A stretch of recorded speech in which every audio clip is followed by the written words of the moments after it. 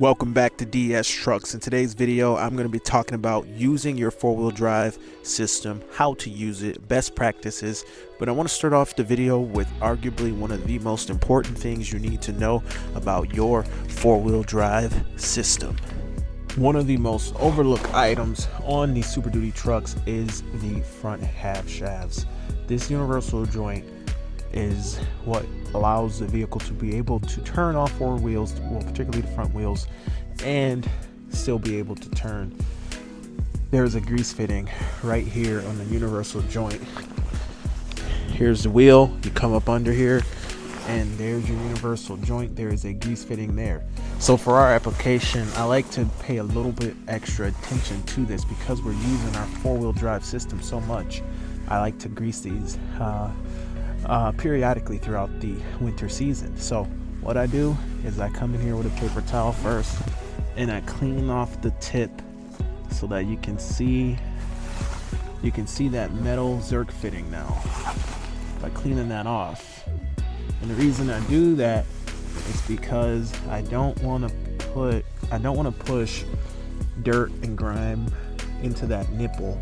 So I clean off the top so that dirt doesn't get pushed in there, and then I go ahead and put my grease gun on it so that new grease can go in there. Now, like I was saying, this is one of those things that's very common to get overlooked. A lot of times, if you're just getting your oil changed, you might want to ask to make sure this is getting done at every oil change, because you never really know if this is getting done. Now,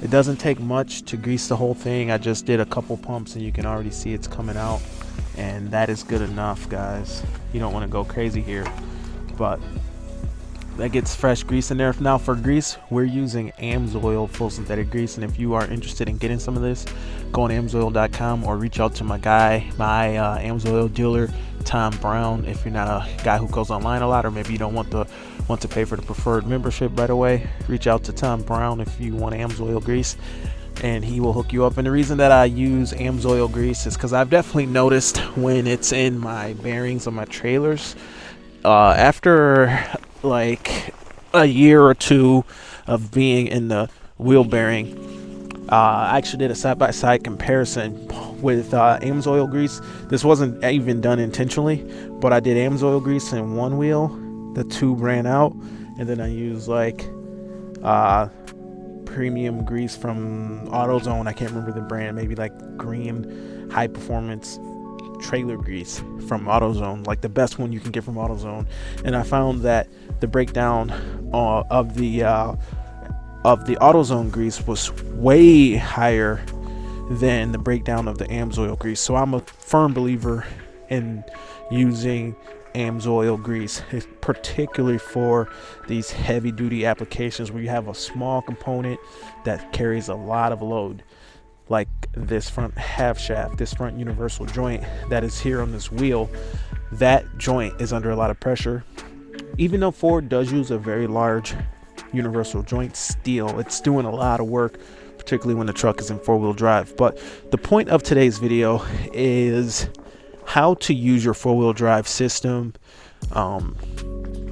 and how to get the most out of your four-wheel drive system.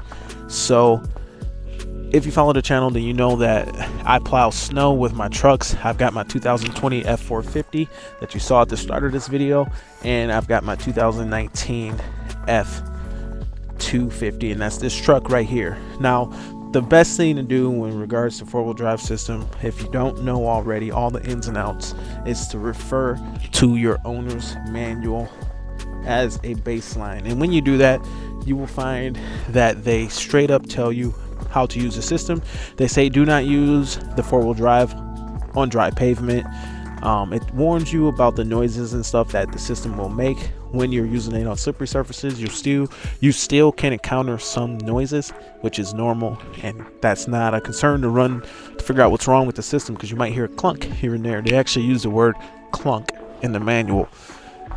Now, the way that I use the system is not exactly Ford approved, and it's because we're working the truck, and there's going to be times where not saying that I'm driving the truck just on dry pavement, but you could be in a situation where we're plowing a parking lot and it might be a dry spot, and you might drive over it, and you might hear the system kind of lock up a little bit or have some kind of a friction situation with the tires. Or it could be a situation where you're driving down a snow-covered road, you cross a main road, you're driving down a snow-covered side street and you cross a main road, and you didn't have a chance to really shift out of four-wheel drive, and you're on dry pavement and you had to turn and you heard it kind of bind up a little bit. And that's the situation that, if possible, you should avoid if you can. That's binding up of the system. Turning on dry pavement, if possible, it's best to avoid that. If you end up having to make a maneuver on dry pavement for whatever reason, maybe the road was just cleared in front of you somehow, for whatever reason, then it's a good idea to make the turn as wide as possible, if possible, to minimize the stress on these components. So with regards of shifting in and out of four-wheel drive to avoid binding of the system, I actually do that a lot more with my 20 F450 while plowing snow in general. And the reason that I actually will shift a lot more out of four-wheel drive to avoid the binding is because this truck is equipped with a limited slip rear differential, and with that limited slip, it still retains a lot of its maneuverability, but a lot of its traction and ability to move in slippery situations is retained a lot more with the limited slip rear end, because both wheels will push and you don't get the one wheel spin that I would typically get in my 250 when I was just plowing with that truck. And you don't want to bind up the steering and you shift out, then you get stuck somewhere. And then also another thing to consider if you're going to be shifting in and out because of binding of the system, binding the system is bad, and one of the things that could be worse than actually binding up the system is causing a ratcheting noise in the front hubs or trying to engage the system while one wheel is spinning. It's important to make sure that if you're going to use eSoft, the electronic shift on the fly, it's important to make sure that when you shift on the fly, all four wheels are spinning at the same speed. And it's recommended through the manual to actually let off of the gas pedal, not be under an accelerated state, but be under a coasting state, so that everything can get to the same rotating speed and all the gears and stuff can engage. There are little gears in these locking hubs that, if things are spinning at different speeds, they don't always engage well. It engages a lot better under a coast when the engine, or when the wheels are allowed to spin at the same rate. And that's why it's important on four-wheel drive trucks, four-wheel drive, all-wheel drive vehicles, and four-wheel drive trucks for sure, that all wheels are the same or close to the same rotating diameter. Even an extremely worn out tire that's the same size and the same spec as a rear tire, having one being bald and having one being brand new could cause issues. So you want the tires to be relatively near each other in wear, because if they're not, then the rotating diameter could be different and cause the system to have a shortened life, to make excessive noise, to not engage well, things like that. So it's important to make sure your tires are relatively close as far as tread wear to each other. So with that being said, as far as shifting in and out of four-wheel drive, our 250 during the snowfall typically stays in four-wheel drive for the duration of that snowfall while it is out plowing snow. So in between properties, say they hit a main road and they're going to be on some relatively dry pavement, relatively dry. It might still have a little bit of moisture on it, but maybe it's salted and the sun hit it and it dried. For that situation, the truck typically stays in four-wheel drive, and it might encounter a turn onto a snow-covered road, and it might have to, at that moment, have a turn against the manual's recommendation, against all four-wheel drive recommendations. And I'm not telling anybody, I do want to stress and make it clear that I'm not telling anybody to do this, but in our situation, this is the reality, that we're gonna potentially have to make a dry turn with the system. So from our experience with these Ford trucks, these heavy duty trucks, the front ends have been pretty strong and pretty much able to handle some of that abuse.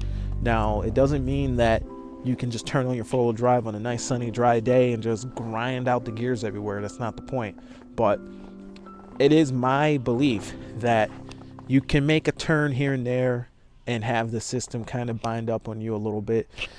If you can make the turn wide or whatever to try to minimize it, but there's going to be times where that could happen. So on the flip side, let's say you try to turn the system off so that you never bind it up or never drive it on dry pavement. Well, you turn it off, and then once you get back onto the slippery surface, let's say you're in an instance where you're going to just have to be on dry pavement for a temporary period, and then you're going to turn and be back on slippery pavement. Well, once you get onto that slippery pavement, now you've got to shift back in. And if you execute that the wrong way, or for whatever reason the wheel's spinning, let's say you're under power or whatever, you have to get out of the way of something, maybe traffic. Well,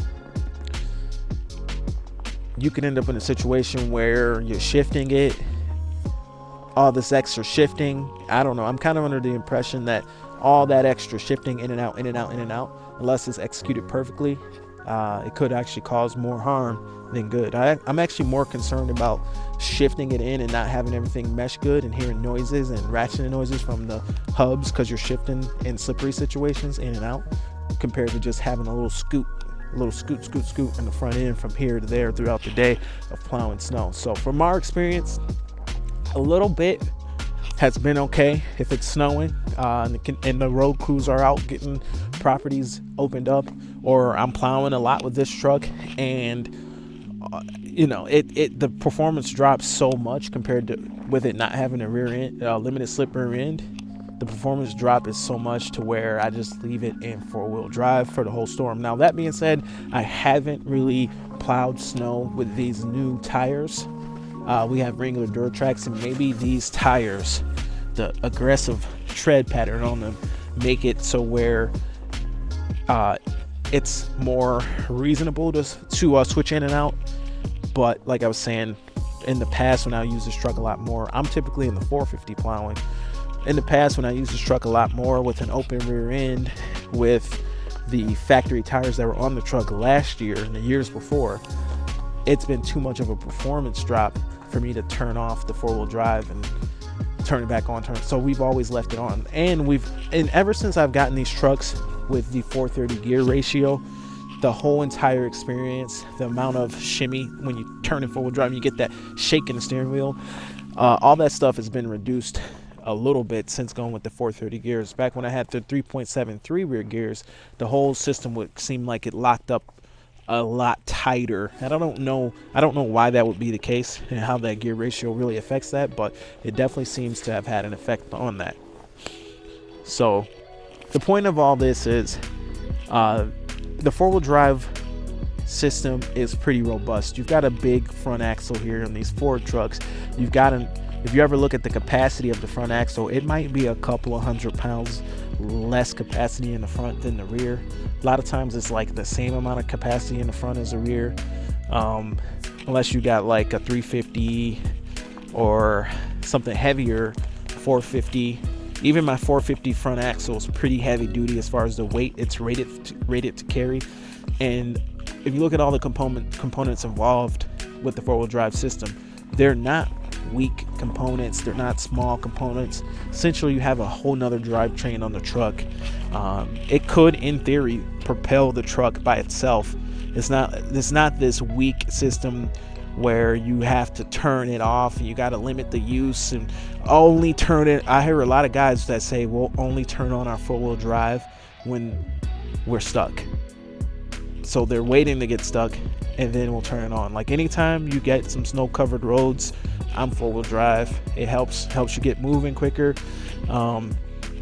Whereas I know a lot of people that will straight up not use their four-wheel drive system unless they're in a stuck situation. Like, I could get away with not using it, but so for me, anytime I can use it, and the reason for that too is these systems are entire drivetrains. The front differential is a entire differential, and it could be moved into the rear. It could just be a four-wheel steering differential. That's how strong this thing is, and it's got a full gear. It's got oil in it. It's got the whole deal.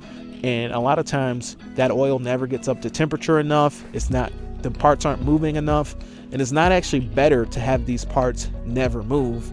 It's better to get them going, get them up to operating temperature, let everything actually flow in these parts instead of just having them sit around waiting for you just to get stuck, and then you only move the parts for a couple revs and then you turn the system back off. It's okay to use the system.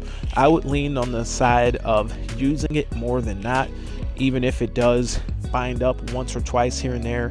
I'm not super concerned about the system binding up a couple times throughout its lifetime, or even in our situation a little bit more. Now, in our situation, the amount of abuse that we put these trucks through, putting them through storms for periods of 10 to 12 to 15, sometimes even 20 hours of use outside in the snow, and a lot more than normal, a lot more use than normal.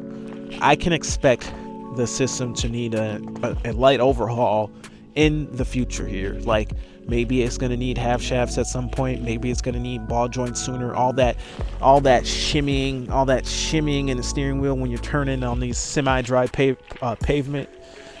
All of that is going to add up, and it's going to put stress on ball joints. It's going to put stress on all the linkages on the front end, the tie rods, the drag links, all that stuff. And it's going to mean that maybe at 50,000 or 100,000 miles, an overhaul of some sort could be warranted on the front end. And that's just the name of the game.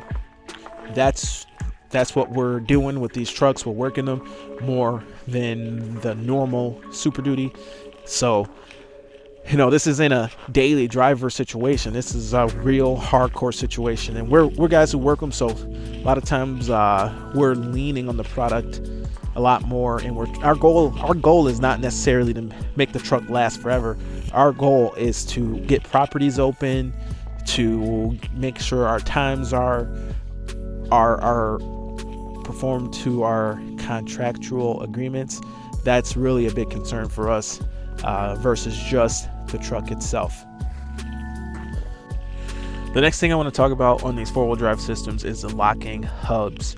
So you have lock and you have auto, and basically this is just here for if you have a failure of the vacuum system. There really isn't any too much of a benefit from actually putting it in the lock mode. And a lot of people want to know, like, does this lock it in more? Does it add any kind of advantage? And the answer is really no. It just is an override if you have a vacuum system failure. I don't know of any actual benefits to locking it in. They do say you can turn it into the auto mode and drive in two-wheel drive mode. And they do specifically say that if you have a manual shift transmission, they don't want you to not lock this, to leave it in the unlocked mode and put it in four-wheel drive. The manual states that doing that, shifting a truck into four-wheel drive without locking your hubs, will cause damage. So they're very specific. They say that you can lock this without being in four-wheel drive. I think if you do that, you will hear the front end. You will hear that these half shafts are moving, because this essentially will lock your half shafts. And if you do this without being in four-wheel drive, then you will be moving some of the four-wheel drive components, but you won't be in four-wheel drive. You will not have drive to the front, but you will be driving the front end with the wheels turning across the ground and moving the front differential, but not actually providing traction to the ground. So if you live in an area that's so snow covered and so slippery, or off-road to the point where it makes sense to not even have this system disengaging and re-engaging and disengaging, then it probably would make sense to lock it. Say you live in Alaska and it's just, there's no roads, and it's just ice or just snow, then I guess it could make sense to lock it. Otherwise, just leave it in the unlocked position. Wow, weird, it started bubbling. How strange is that? Otherwise, oh, it must have a it looks like it has some kind of a air breather. That's interesting. It has like an air sponge behind the forward writing.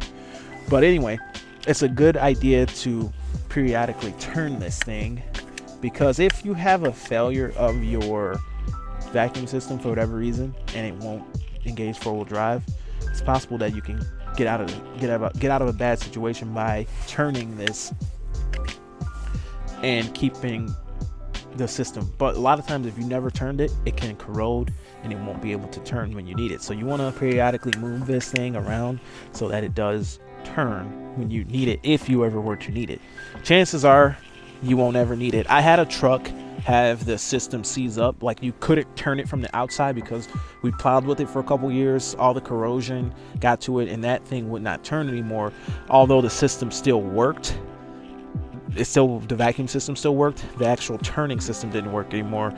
And I went to sell the truck, and the guy who looked at the truck, he noticed that you couldn't turn those anymore. He said for him to buy the truck, he wanted it fixed and just take it in for warranty. He said just take it in for warranty. And if you have these, if you're under a bumper-to-bumper warranty or a powertrain warranty, try to get Ford to warranty these for you if they do not stick or if they do not turn, because that's what happened with me. I was out of the bumper-to-bumper warranty, but under the powertrain warranty, I was able to get these replaced. See if this one will turn. Yep, turn it a couple times just to make sure it's getting some movement here. Leaving it in auto position. But I was able to actually get these replaced for me under the powertrain warranty. So the guy who bought the truck got a brand new set of lockers on the truck because, well, it was under warranty. So it's a powertrain part of the truck. So even though the truck was out of bumper to bumper. So yeah, that's pretty much it for the video, guys. I want to stress that this is my opinion. Obviously follow your manual. It says do not ever drive on dry pavement. But the reality in our situation is that there have been times that we've been on dry pavement for a temporary period and it made a little noise and it scooted a little, but nothing was hurt, no foul, no harm to anybody. So just making it clear that I'm not telling anybody to go drive on dry pavement with their truck. I'm just saying that these trucks aren't that fragile. These four-wheel drive systems aren't that fragile. They're very heavy duty. They can handle some abuse at your own caution. But anyway, guys, this is DS Trucks. My name is Sean. Thank you for watching. See you in the next one. Over and out.